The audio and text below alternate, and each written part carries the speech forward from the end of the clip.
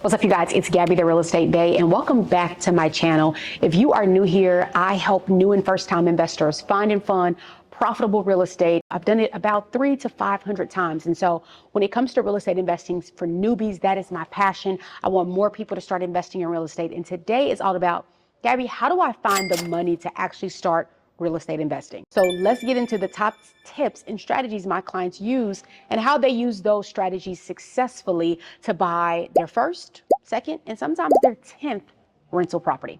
Let's get into it. So here are the top tips that my clients use when it comes to real estate investing. Most of my clients don't have $1 million sitting around. They are asking themselves and they're asking me, Gabby, how do I start? And I actually do this.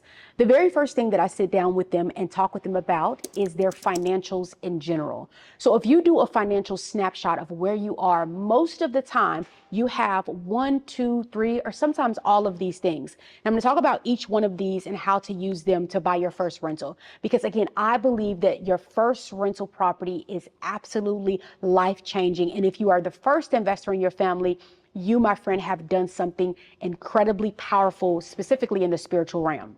So the number one thing that we look at when it comes to real estate investing for my clients is what they already have invested in. Real estate is adding to the investment portfolio or the investment picture. It is not taking away. What I find is that most of my clients that want to start with me have 60, 70, 300, 400, $500,000 in a 401k or an IRA. Let's talk about the 401k first. The 401k is a vehicle for savings, and as you all probably know, it is housing your income, your cash, your savings inside of the stock market. It's typically low risk, but it is technically investing. And so I chat with my client a little bit about you are actually already investing. You have $200,000 in the 401k. When we consider the penalties on pulling a portion out, not all of it out, to actually diversify, because you're already investing, we're just going to diversify, it may be well worth it to do so with one draw. Now, the key here is to make sure that you understand the risk and reward, and there will be a payment penalty for pulling out a little early if you don't meet the age requirements. For me, this doesn't matter because typically what I see is $1,300, $1,400, $1,700, even $2,000, $2,700.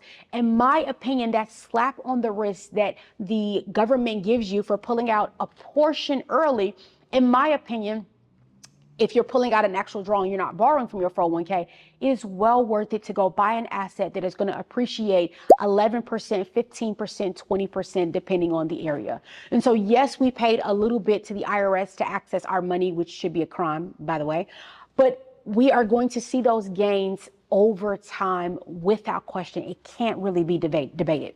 So I think that if you can sit down and look at a clear picture, okay, we have $200,000 in the 401k. We are going to take out $40,000 for our first rental, and we're going to buy so right the first time that it's going to be able to produce and birth more rentals. That is the perfect world scenario. If you have a lot of your capital in an IRA, then I want you to consider this strategy that I've done with past clients as well. We have the IRA actually own the property. Let me explain a little bit more. So the IRA is an entity of its own. An IRA can actually own real estate property. I love this strategy for new investors because in the event that you are saying, well, I don't really need $300, $400, $500, $600, $700 in cash flow a month, your IRA can actually go buy a rental. The rental is owned by the IRA, and the rental income profits actually go back into the IRA. So you are investing on top of investing. It is a very powerful strategy when done correctly with the right asset. The third thing we do, and this is probably actually the most popular, is equity. Y'all, equity is such a powerful play when it comes to real estate investing. First of all, when you buy your first home or your first rental, your home by default is going to be appreciating. So that basically means the value goes up. You don't got to do nothing. You don't have to paint a wall. You don't have to relay a brick. The value goes up over time by default. Most markets, you see a gain of 7 to 11%. So in 3, 4, 5 years, depending on your market, you very well could have $40,000, $50,000, $100,000 in equity in your home. Let me give you a quick example.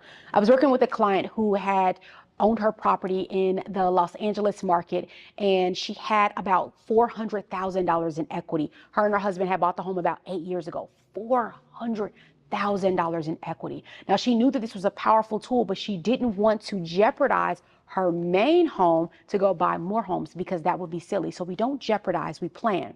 And so what we did was we only pulled out $100,000, and that $100,000 was sent into my market, the St. Louis market, with the team that we have here.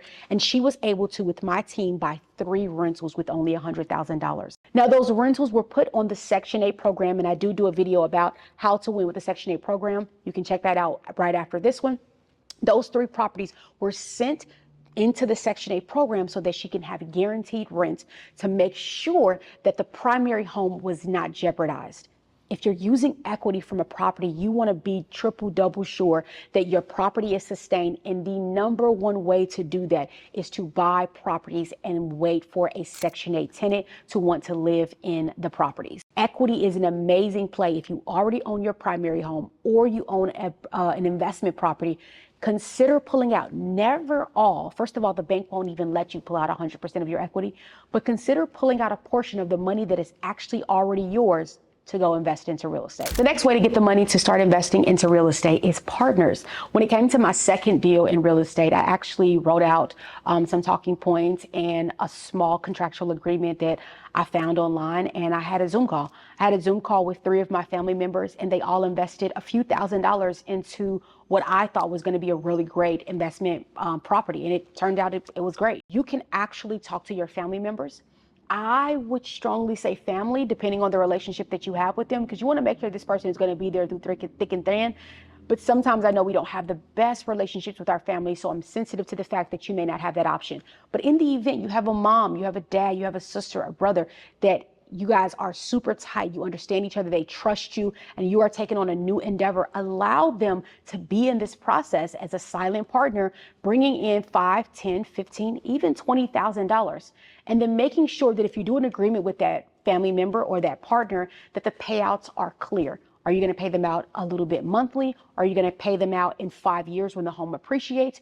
You can make that agreement however you decide and be creative with it. And y'all know what I'm going to say. Always consider using ChatGPT for creative ways to start the process with a partnership when you're borrowing or using someone else's funds. And last but not least, I feel the number one way to get into real estate investing outside of the equity play, if you already own a property, is private lenders.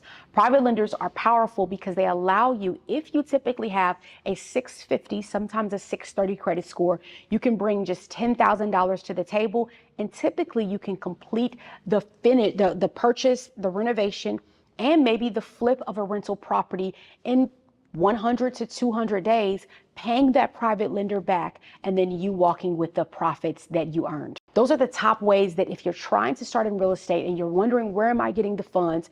Always start at the beginning and work your way down. Use a variation of those ways. If you want to add anything or want me to do a video going deeper on any of these suggestions, just drop a comment in the chat below and I will absolutely do that. Thanks, y'all. See you back on the channel soon.